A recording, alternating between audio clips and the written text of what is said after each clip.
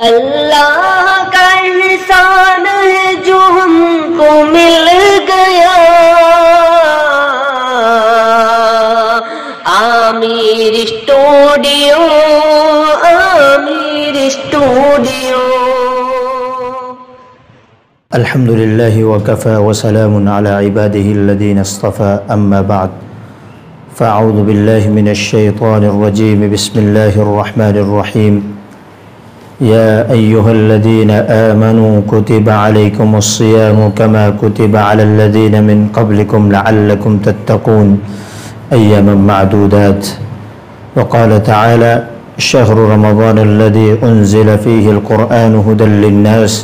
وبينات من الهدى والفرقان۔ وقال تعالى: إنا أنزلناه في ليلة القدر وما أدراك ما ليلة القدر، ليلة القدر خير من 1000 شهر، تنزل الملائكة والروح فيها بإذن ربهم من كل أمر، سلام هي حتى مطلع الفجر۔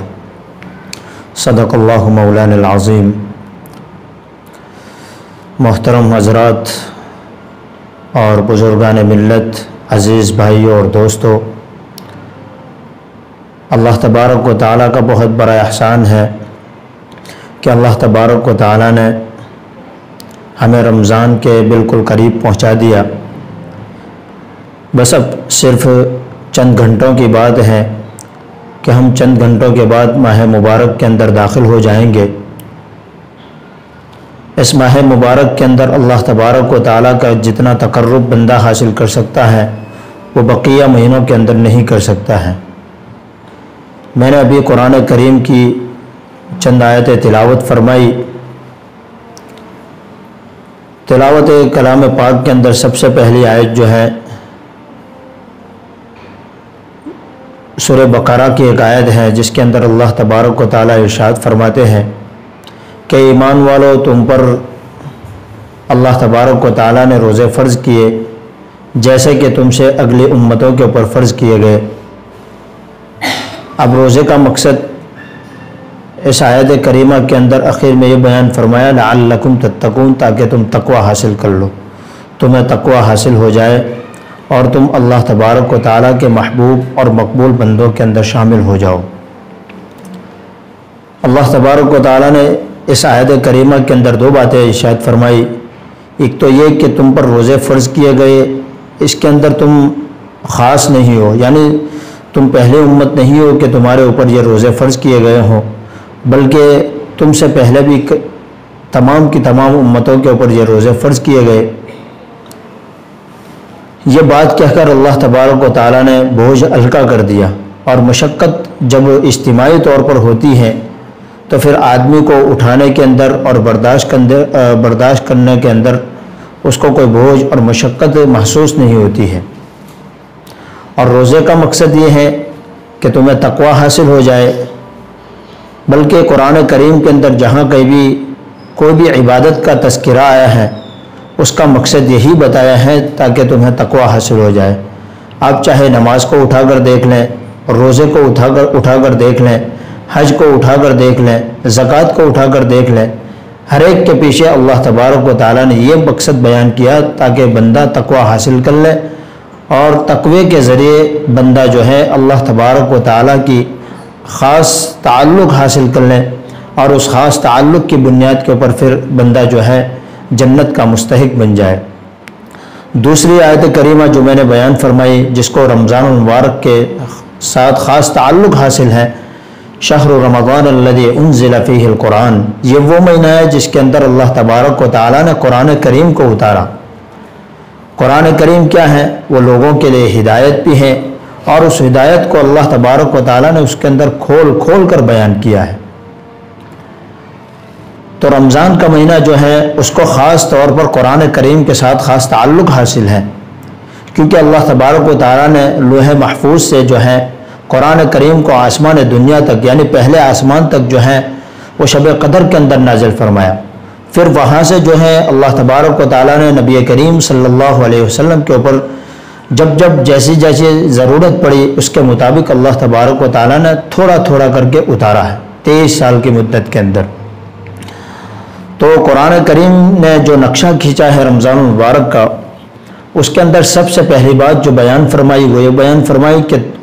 روزہ تمہیں جو رکھوایا جا رہا ہے، روزے کا مقصد جو ہے وہ اللہ تبارک و تعالیٰ کو تمہیں بھوکا مارنا مقصود نہیں ہے،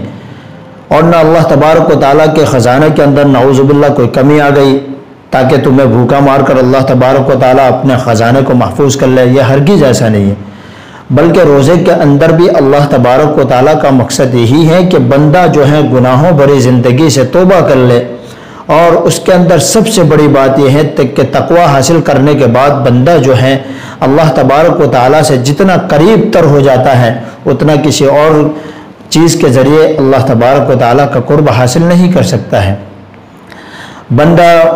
عبادتیں بھی کرے اور گناہ بھی کرے اور گناہوں کے اوپر توبہ بھی نہ کرے تو پھر بندہ اللہ تبارک و تعالیٰ کے اتنے قریب نہیں جاتا ہے، لیکن اصل مقصد یہ ہے کہ عبادتوں کے ذریعے اللہ تبارک و تعالیٰ تمہیں تقوی دینا چاہتے ہیں، اور تقوی یہی ہے کہ بندہ گناہوں بھری زندگی کو چھوڑ کر اللہ تبارک و تعالیٰ کی احکام کے مطابق زندگی گزار لے اور نبی کریم صلی اللہ علیہ وسلم کی سنتوں کو اپنی زندگی کے اندر لا کر اسی کے مطابق اپنی زندگی کو ڈال دیں اور اس کے مطابق اپنی پوری زندگی گزارتے ہوئے اس دنیا سے رخصت ہو، تو پھر اللہ تبارک و تعالیٰ کہ یہاں جو قیامت کے دن اس کو زندگی اور اس کا انعام ملنے والا ہے اس کے مزے ہی کچھ اور ہیں۔ اب رمضان مبارک کے اندر کرنے کے جو کام ہیں وہ سب سے پہلی بات یہ ہے کہ قرآن کریم کے اندر اللہ تبارک و تعالیٰ نے یہ ارشاد فرمایا کہ ما آتاکم الرسول فخذوه وما نہاکم عنہ فانتہوا، اللہ کے رسول صلی اللہ علیہ وسلم کے ذریعے اللہ تبارک و تعالیٰ نے ہمیں جو احکام دیے ہیں، اپنی اطاعت و بندگی کی جو زندگی گزارنے کا حکم دیا ہے اس کو ہم لے لیں، اور جن چیزوں سے اللہ تبارک و تعالیٰ نے نبی کریم صلی اللہ علیہ وسلم کے ذریعے سے ہمیں روکا ہے اس سے ہم رک جائیں تو پھر اللہ تبارک و تعالیٰ کے ہم محبوب اور مقبول بندے بن جائیں گے۔ حضرت حکیم اختر شاہ رحمۃ اللہ علیہ جو ہمارے اکابرین میں سے ایک بہت بڑے بزرگ گزرے ہیں، وہ ایک بڑی عجیب بات لکھتے ہیں کہ میرے اللہ کا قانون بڑا عجیب ہے۔ دنیا کا قانون تو یہ ہے کہ بھائی فلاں کام تم کرو گے تو ہم تمہیں اتنا انعام دیں گے، فلاں کام اتنے وقت میں کر دو گے تو ہم اتنا آپ کو اجر دیں گے یا اتنا پیسہ دیں گے، اتنی تنخواہ دیں گے، لیکن میرے رب کا قانون بڑا عجیب ہے۔ میرا رب کا قانون یہ ہے کہ تم یہ کام نہیں کرو گے تو ہم تمہیں انعام دیں گے، یعنی تم جھوٹ نہیں بولو گے تو ہم تمہیں سچ بولنے کے اوپر اتنا انعام دیں گے، اگر تم گناہوں کے کام سے بچے رہو گے تو ہم تمہیں اتنا انعام دیں گے۔ تو میرا رب کا قانون بڑا عجیب ہے، نہ کرنے کے اوپر میرا رب بہت بڑا اجر دیتا ہے۔ تو رمضان مبارک کا خاص مہینہ جو ہے اللہ تبارک و تعالیٰ نے ہمارے لیے بھیجا ہے، اس مہینے کا اصل مقصد یہ ہے کہ بندہ تمام پچھلی زندگی کو بھلا کر اور اپنی پچھلی زندگی کے اندر کیے ہوئے گناہوں کے اوپر پچھتا کر اور اللہ تبارک و تعالیٰ سے معافی مانگ کر اور اللہ تبارک و تعالیٰ سے گر گرا کر رو رو کر دھو دھو کر اپنے گناہوں کو دھلوائے اور اپنے گناہوں سے معافی مانگے، اور معافی مانگ کر اللہ تبارک و تعالیٰ سے بندہ اتنا قریب ہو جائے، اتنا قریب ہو جائے کہ حدیث پاک کے اندر آتا ہے کہ جب بندہ گناہوں سے بچنا چاہتا ہے اور گناہوں سے بچتے ہوئے زندگی گزارتا ہے تو پھر اللہ تبارک و تعالیٰ فرماتے ہیں کہ میں اس کا ہاتھ بن جاتا ہوں جس سے وہ پکڑتا ہے، میں اس کی آنکھ بن جاتا ہوں جس سے وہ دیکھتا ہے، میں اس کے کان بن جاتا ہوں جس سے وہ سنتا ہے، میں اس کے پیر بن جاتا ہوں جس سے وہ چلتا ہے۔ مطلب یہ ہے کہ انسان کے پورے اعضاء جو ہیں وہ اللہ تبارک و تعالیٰ کے حکم کے مطابق پھر چلنے لگتے ہیں، لیکن یہ کب ہوتا ہے؟ جب بندہ چاہتا بھی ہے،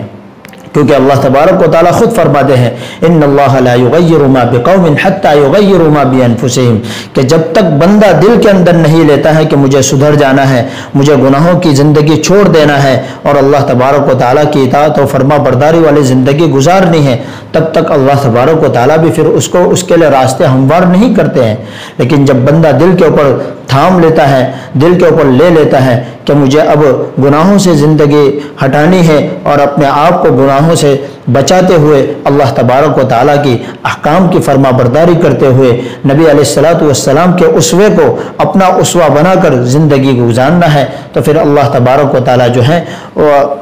بندے کے لیے آسان فرماتے ہیں۔ تو یہ ماہ رمضان جو ہے نہایت مبارک مہینہ ہے،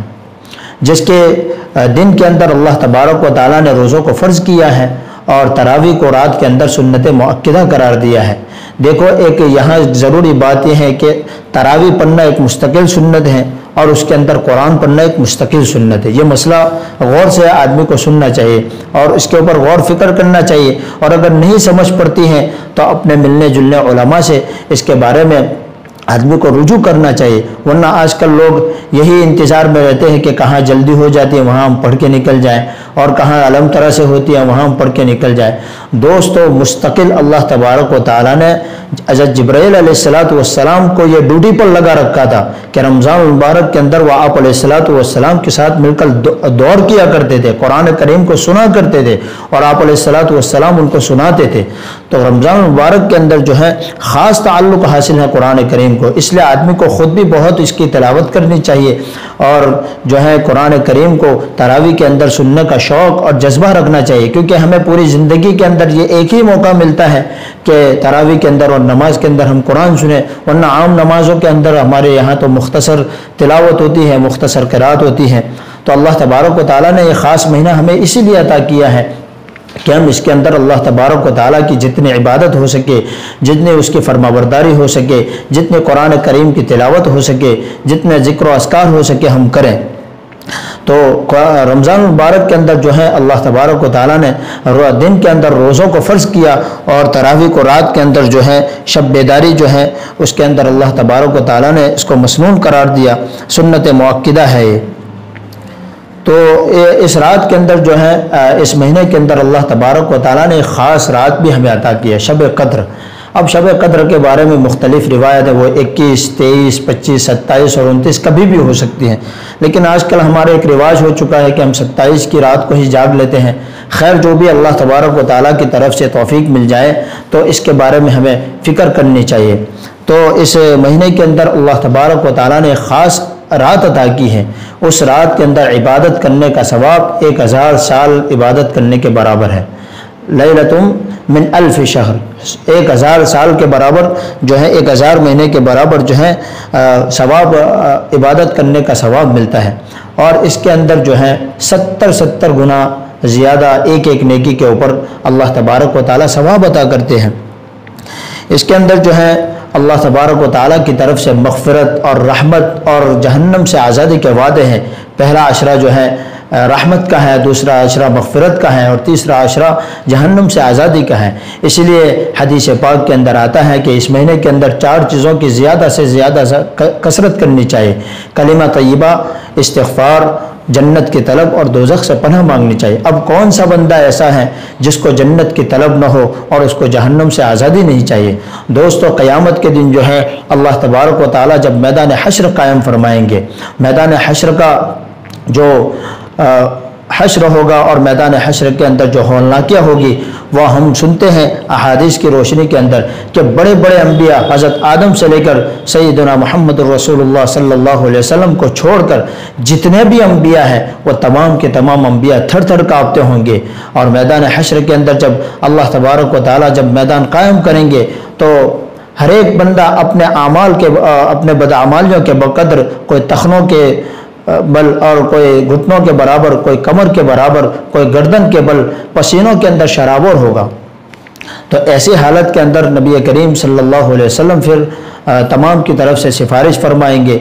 خیر یہاں یہ موقع نہیں ہے اس کے بارے میں، لیکن اس مہینے کے بارے میں خاص فضیلت یہ بتانا چاہتا ہوں کہ یہ مغفرت اور رحمت اور اللہ تبارک و تعالیٰ سے اپنے آپ کی مغفرت اور پوری امت کی طرف سے مغفرت مانگنے کا یہ مہینہ ہے۔ دوستو اس مہینے کے اندر کرنے کے جو کام ہیں وہ ہمیں کرنے چاہیے، باقی جو فالتو کام ہے وہ دوسرے کام تو ہم پورے سال کرتے ہی رہتے ہیں۔ اکثر و بیشتر دیکھا گیا کہ اس رمضان کے مہینے کے اندر لوگ کھانے پینے کی طرف زیادہ شوق اور رغبت رکھتے ہیں۔ افطار کے وقت کے اندر آدمی کو اللہ تبارک و تعالیٰ کی طرف متوجہ ہونا چاہیے۔ اس وقت اللہ تبارک و تعالیٰ کی طرف سے دعاؤں کی قبولیت کی گھڑی ہوتی ہے، اور اس وقت ہم کھانے پینے کی تیاری کے اندر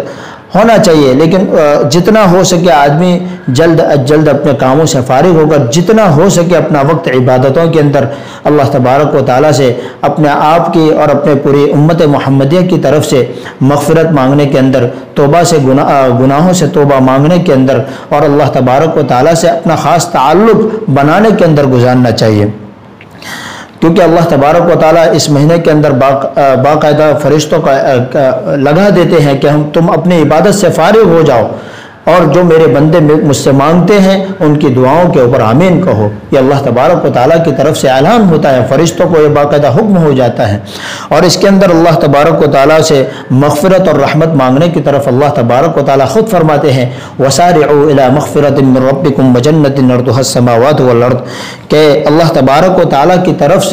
طرف جو ہے تم مغفرت کے لیے دوڑو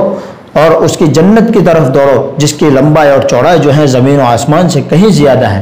اور اس کے بارے میں بھی اللہ تبارک و تعالیٰ نے کیا فرمایا، یہ کس کے لیے تیار کی گئی ہے؟ اعدت للمتقین، جو متقی اور پرہیزگاروں کے لیے تیار کی گئی ہے۔ اور متقیوں کی صفت آگے کیا بیان کی؟ الذین ينفقون فی السراء والضراء والکاظمین الغیظ والعافین عن الناس۔ اس مہینے کے اندر بہت ساری باتیں یہ بھی ہو جاتی ہیں کہ روزہ آدمی کو بہت سی مرتبہ ایسا ہوتا ہے کہ گرمی کی شدت کی وجہ سے آدمی کے اوپر روزے کی شدت بہت زیادہ ہو جاتی ہے تو آپس میں گالم گلوچ وغیرہ بھی ہو جاتی ہیں۔ تو متقین کی صفت اللہ تبارک و تعالیٰ نے آگے یہی ارشاد فرمائی کہ الذین ينفقون فی السراء والضراء، کہ متقین کون ہیں؟ جو اللہ کے راستے کے اندر کھلے طور پر بھی اور چھپے چھپے طور پر بھی اللہ کے راستے میں خرچ کرتے ہیں، والکاظمین الغیظ، اور غصے کو پی جانے والے ہیں، والعافین عن الناس، اور لوگوں کو معاف کر دینے والے ہیں۔ پھر اللہ تبارک و تعالیٰ نے آگے کیا فرمایا؟ واللہ یحب المحسنین، اللہ تبارک و تعالیٰ احسان کرنے والوں سے محبت کرتے ہیں۔ تو اللہ تبارک و تعالیٰ کی طرف سے رمضان کا مہینہ جو ہمیں دیا گیا ہے وہ اس لیے دیا گیا ہے کہ ہم اللہ تبارک و تعالیٰ جو پورے سال سے ہم سے روٹا ہوا ہے، بلکہ ہماری پوری زندگی اللہ تبارک و تعالیٰ کی نافرمانی کے اندر گزرتے ہوئے یہ جو اللہ تبارک و تعالیٰ ہم سے ناراض ہو چکے ہیں، تو اللہ تبارک و تعالیٰ کو ہم راضی کر لیں۔ حق تعالیٰ شانو نے اس ماہ مبارک کو اپنی طرف خاص نسبت عطا فرمائی ہے۔ حدیث پاک کے اندر آتا ہے کہ رمضان شہر اللہ، رمضان جو ہے اللہ کا مہینہ ہے، اور حق تعالیٰ شانو، اور یہ ظاہر ہے کہ ہر چیز میں جو ہے نسبت ہوتی ہے، خاص جو خصوصی نسبت سے معلوم ہو گیا کہ اس کو اللہ تبارک و تعالیٰ سے خاص تعلق حاصل ہے۔ اور فرشتوں کی دعائیں جو اس کے اندر ملتی ہیں، بندہ جب دعائیں کرتا ہے تو اس کے اوپر جو ہے فرشتے آمین کہتے ہیں، اور اللہ تبارک و تعالیٰ کی طرف سے اس کے اندر جو انعامات ملتے ہیں، یاقوت کے محل ملتے ہیں، ایک ایک سجدے کے اوپر ڈھائی ہزار نیکیاں ملتی ہیں، اس کے اندر تراویح بھی آ چکی، تہجد کے اندر اللہ تبارک و تعالیٰ کی طرف سے اگر کچھ توفیق ملتی ہے تو چند رکعتیں پڑھ لیں، اس کے ایک ایک سجدے کے اوپر آدمی کو ڈھائی ہزار نیکیاں ملتی ہیں۔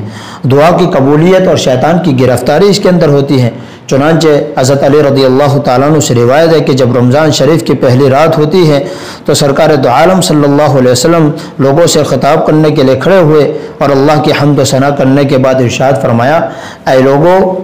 تمہاری طرف سے تمہارے دشمن جنات کے لیے خداوند تعالیٰ کافی ہیں، اور اللہ تعالیٰ نے تم سے دعا قبول کرنے کا وعدہ فرمایا ہے۔ چنانچہ قرآن کریم کے اندر اللہ تبارک و تعالیٰ خود فرماتے ہیں ادعونی استجب لکم، کہ مجھ سے دعا مانگو میں تمہارے دعاؤں کو قبول کرتا ہوں۔ اللہ تبارک و تعالیٰ نے جو ہے رمضان شریف کے اندر جو ابھی میں نے شروع میں بتایا کہ رمضان کے اندر ایک خاص رات بھی عطا فرمائی ہے، اس خاص رات کے اندر اللہ تبارک و تعالیٰ نے کیا فرمایا کہ حضرت حسن رضی اللہ تعالیٰ عنہ سے روایت ہے کہ نبی کریم صلی اللہ علیہ وسلم نے ارشاد فرمایا کہ اللہ تبارک و تعالیٰ رمضان مبارک کے ہر شب کے اندر 6 لاکھ آدمیوں کو دوزخ سے بری فرماتے ہیں، اور جب رمضان مبارک کی آخری شب ہوتی ہے تو اللہ تبارک و تعالیٰ اتنی تعداد میں آدمیوں کو دوزخ سے بری فرماتے ہیں جتنی تعداد میں آج رات تک پورے مہینے کے اندر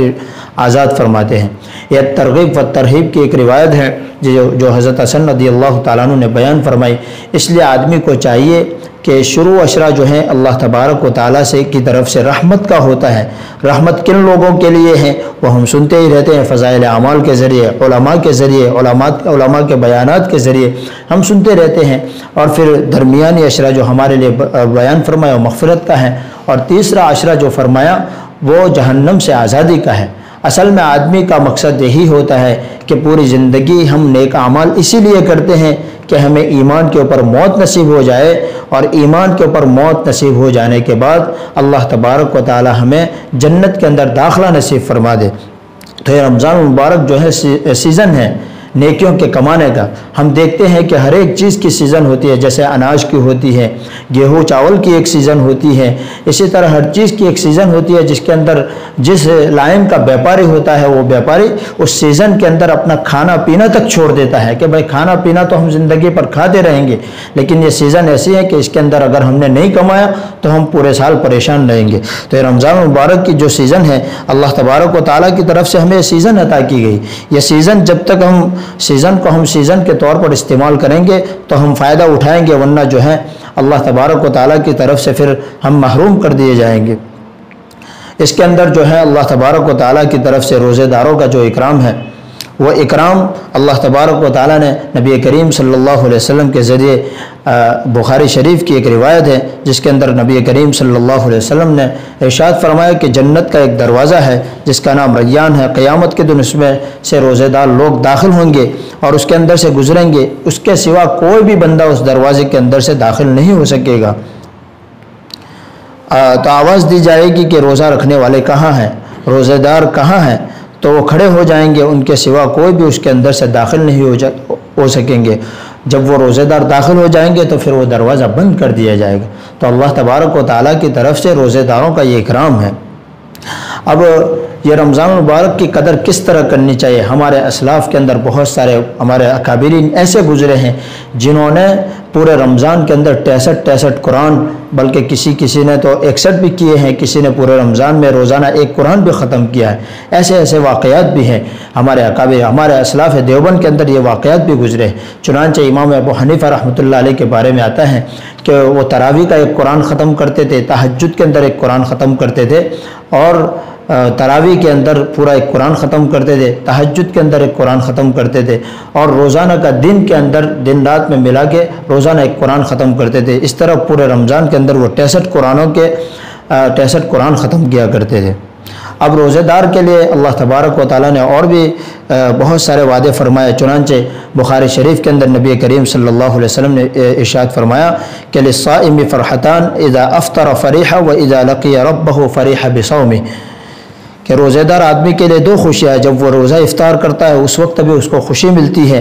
اور قیامت کے دن جب وہ اللہ تبارک و تعالیٰ سے ملاقات کرے گا تو اللہ تبارک و تعالیٰ اس وقت بھی اس کو خوشی عطا فرمائیں گے۔ اب روزے کے ذریعے آدمی کو کیا فائدہ حاصل ہوتا ہے؟ سب سے بڑا فائدہ روزے کے ذریعے یہ ہے کہ یہ اللہ تبارک و تعالیٰ کے ساتھ ایک خفیہ معاہدہ ہے۔ آدمی ایک معاہدہ کر لیتا ہے، ایک گارنٹی اللہ تبارک و تعالیٰ کے ذریعے لے لیتا ہے، اور اس بندے کے درمیان ایک خفیہ معاہدہ ہے۔ اللہ تبارک و تعالیٰ ارشاد فرماتے ہیں کہ الصوم لی وانا اجزی بہ، کہ روزہ میرے لیے ہے اور اس کو بدلہ بھی میرے ذمے ہے۔ اب آپ دنیا کے اندر جتنی بھی عبادتیں ہیں، شریعت کے اندر جتنی بھی عبادتیں ہیں، اس کے بارے میں اللہ تبارک و تعالیٰ نے فرمایا کہ نماز کے بدلے جنت، حج کے بدلے جنت، زکوٰۃ کے بدلے جنت، جو بھی عبادت ہے اس کے بدلے میں اللہ تبارک و تعالیٰ نے جنت کا وعدہ فرمایا۔ لیکن جب روزے کا معاملہ ہے تو اللہ تبارک و تعالیٰ نے فرمایا کہ روزہ میرے لیے ہے اور اس کا بدلہ میں خود ہوں۔ اسی لیے حدیث پاک کے اندر آتا ہے کہ جب فرشتے دوسرے اعمال کا ثواب رجسٹرڈ کے اندر اور نامہ اعمال کے اندر درج کرتے ہیں تو وہ اس کے اندر نامہ اعمال کے اندر ثواب لکھنا جاری رکھتے ہیں، لیکن جب روزے کا مسئلہ آتا ہے تو فرشتے خود رک جاتے ہیں اور کہتے ہیں کہ بھئی اس کا ثواب تو اللہ تبارک و تعالیٰ قیامت کے دن ہی دے گا۔ تو روزہ جو ہے اللہ تبارک و تعالیٰ کی طرف سے ایک بہت بڑی اللہ تبارک و تعالیٰ کی طرف سے بہت بڑی نعمت ہے۔ اب دوسری بات ہے کہ قرآن کریم جو ہے اللہ تبارک و تعالیٰ نے اس کو ایک خاص تعلق عطا فرمایا ہے، اس لیے قرآن پاک کے اندر اللہ تبارک و تعالیٰ نے جگہ جگہ اس کو شفاعت کا بھی ذریعہ بنایا ہے۔ چنانچہ نبی کریم صلی اللہ علیہ وسلم نے حدیث پاک کے اندر فرمایا الصیام والقرآن یشفعان للعبد یوم القیامہ، کہ روزہ اور قرآن قیامت کے دن بندے کی شفاعت کریں گے۔ روزہ قیامت کے دن اللہ رب العزت کے سامنے شفاعت کرے گا کہ اللہ اس بندے کو اپنی رضا عطا فرما دیجئے، اور قرآن مجید بھی شفاعت کرے گا کہ اللہ یہ بندہ میری تلاوت کرتا تھا اس لیے اس سے عذاب کو ہٹا دیجئے اور اس کو جنت کے اندر داخل فرما دیجئے۔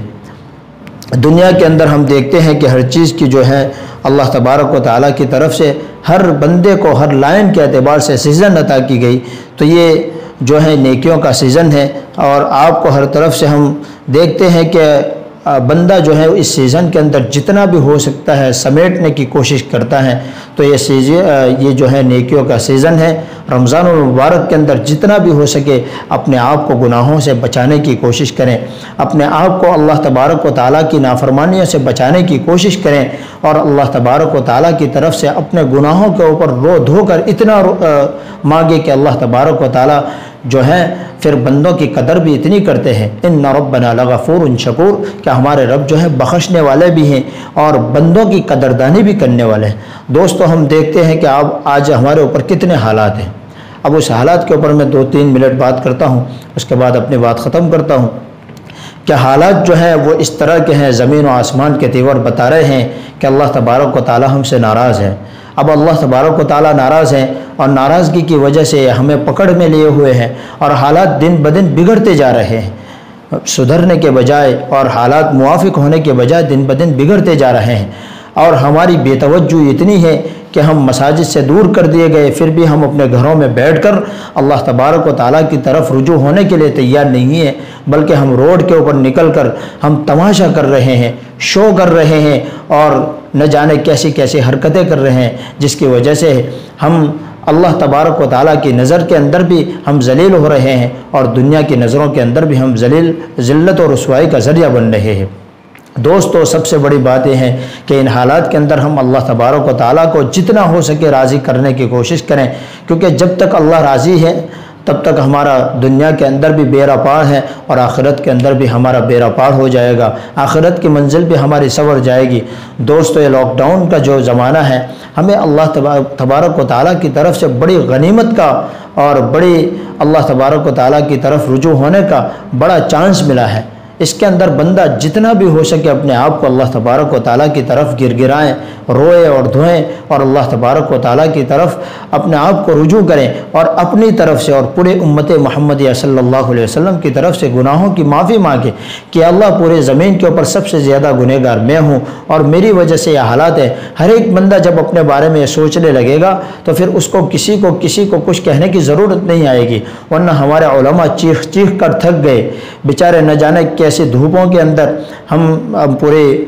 برادری کو اور پورے امت کو بیچارے گھروں کے اندر جانے کا کہہ رہے ہیں، اور ہمارے پولیس بھائیوں کو بھی ساتھ دینے کا کہہ رہے ہیں، لیکن ہم ہیں کہ ماننے کے لیے تیار نہیں۔ وہ کیوں ہیں؟ کیونکہ ہمارے دل جو ہیں وہ زنگ آلود ہو چکے ہیں، ہمارے دلوں کے اوپر گناہوں کے کاٹ چڑھ چکا ہے، اور وہ جائے گا کیسے؟ وہ اللہ تبارک و تعالیٰ کے سامنے گرانے سے اور اللہ تبارک و تعالیٰ کے سامنے رجوع ہونے کے ذریعے جائے گا۔ ورنہ دوستو اگر اسی مستی میں رہے تو آئندہ جو ہے اچھے نتیجوں کی امید نہ رکھے جب تک کہ ہم اللہ تبارک و تعالیٰ کی طرف رجوع نہ ہو۔ تو اس کے اندر جو ہے ہمیں تمام کا ساتھ دینا ہے۔ ہمارے علماء جن ہدایات کو جاری کرتے ہیں وہ شریعت کی روشنی کے اندر وہ جاری کرتے ہیں، اور اس کے مطابق ہمیں عمل کرنا چاہیے اور ان کا ساتھ دینا چاہیے۔ ہمارے پولیس بھائی جو ہیں ہمارے لیے ہی دھوپ کے اندر بیٹھتے ہیں، نہ جانے ان کو کھانا بھی میسر ہوتا ہے نہیں ہے، اور بیچارے بھوکے پیاسے بیٹھتے ہیں، اور ہماری حفاظتی تدابیر کے لیے وہ بیٹھتے ہیں، تو ان کو ہمیں ساتھ دینا چاہیے اور ان کے ساتھ غیر اخلاقانہ برتاؤ نہیں کرنا چاہیے، کیونکہ اسلام جو پوری دنیا کے اندر پھیلا ہے وہ اخلاق کے ذریعے ہی پھیلا ہے۔ جب تک ہم اپنے اچھے اخلاق اور حسن اخلاق کے ذریعے ہم ان کے سامنے پیش نہیں آئیں گے تب تک دنیا کے اندر اسلام کا پھیلنا ناممکن ہے، کیونکہ نبی کریم صلی اللہ علیہ وسلم نے پوری دنیا کے اندر جو اسلام پھیلایا ہے وہ حسن اخلاق کے ذریعے ہی پھیلایا ہے، اور صحابہ کرام رضی اللہ عنہ مجمعین جو پوری دنیا میں پھیلے ہیں وہ حسن اخلاق کے ذریعے ہی انہوں نے اسلام کو پھیلایا ہے۔ اس لیے ہمیں چاہیے کہ رمضان المبارک کی جتنی بھی ہو سکے قدردانی کریں، اس کے اندر ہم اپنے آپ کو گناہوں سے بچاتے ہوئے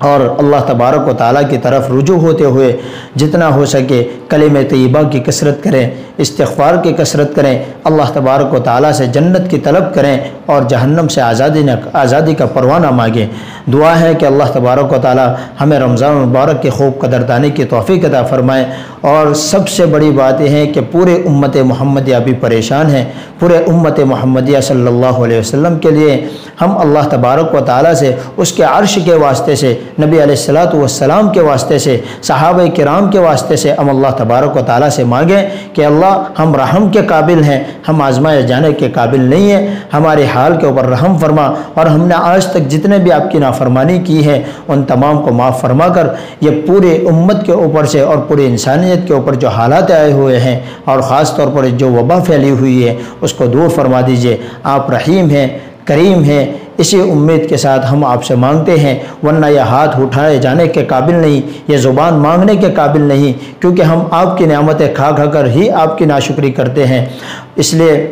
آپ ہمارے حال کے اوپر رحم فرما دیجئے۔ اللہ تبارک و تعالی ہمیں رمضان المبارک کے خوب قدردانی کی توفیق عطا فرمائے۔ دعا ہمارے لیے بھی کریں، اور امت کے اندر جتنے علماء بیمار ہیں ان تمام کے لیے خاص دعاؤں کی درخواست ہے، اور اللہ تبارک و تعالی ان بیماریوں کے اندر، اس بیماری کے اندر جتنے بھی ہمارے مریض مسلمان بھائی، غیر مسلم بھائی جتنے بھی اس کے اندر پھنس چکے ہیں ان تمام کے لیے شفا کی دعا کریں۔ اللہ تبارک و تعالی اس پوری وبا کو پوری دنیا کے اوپر سے ایک ہوا رحمت کی ایسی چلا دے کہ پوری دنیا سے یہ وبا دور ہو جائے۔ اللہ تبارک و تعالی ہمیں کہی سنی باتوں سے اوپر